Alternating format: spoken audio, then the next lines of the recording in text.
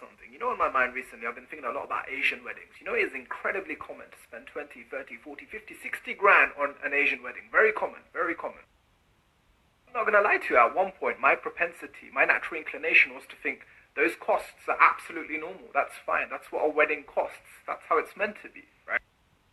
And I started questioning it. How has this become an aspirational norm to put on these big, grand, lavish, sexy weddings, which mean big bucks, right?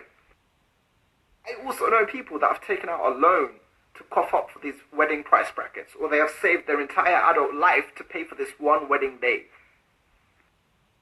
That means the following morning of their wedding, these people are either broke or in debt. The first day of your marriage, you start like that.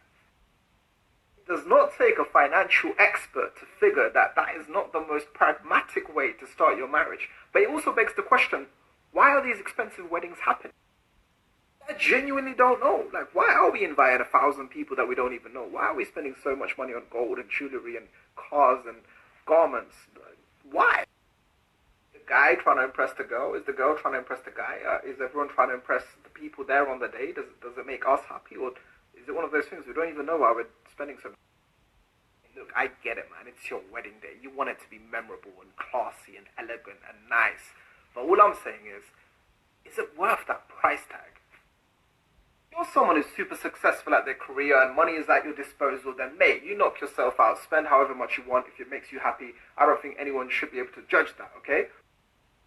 If you're someone who earns a respectable salary and after expenses and taxes, you've been saving what you can for a couple of years and you've poured all that money into this one day, ask yourself if it's worth it. If it is, cool, mate, do it. But if it's not, bruv, you don't have to do that. Like, you don't have to go down that route. I'm telling you. I feel like a lot of brothers aren't vocal enough in these contexts. Like, if you have a budget of 10 grand and you know you have 10 grand, don't front like you have 50 grand. Like, just don't. It's better to be transparent right from the get-go to your other half and their family about what your budget is, and then they can appropriate their demands through that figure, you know? That way, the yes or no of your marriage isn't predicated upon the value of the wedding cost. It's predicated upon you as a person, which is a beautiful thing.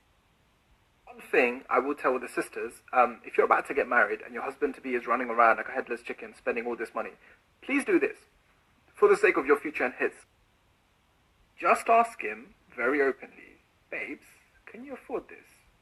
That caterer, that venue, that place, that ring, whatever it may be, can you afford this? One thing us guys are guilty of is not being totally transparent about our finances. And sometimes it shatters our ego to tell you we can't afford this, you know? As the girl, I'm assuming you love the guy, right? And I'm assuming your love for him is worth more than the wedding day itself. So if you transparently ask him, that would ease the tension a little bit. The older I've gotten, the more kind of conscious and smarter I've been about where my money is attributed towards, right? As opposed to spending so much money on a lavish wedding, I'd rather put a deposit on a house, or save up for some nice holidays abroad, or put my kids through private school. Do you know what I'm saying? Like, I mean, I'm just pontificating. It's intriguing that we spend so much money on one day when we don't need to. If you made it to the end of this, shout out to you. Let me know what your thoughts are. I'd be interested to hear what you say.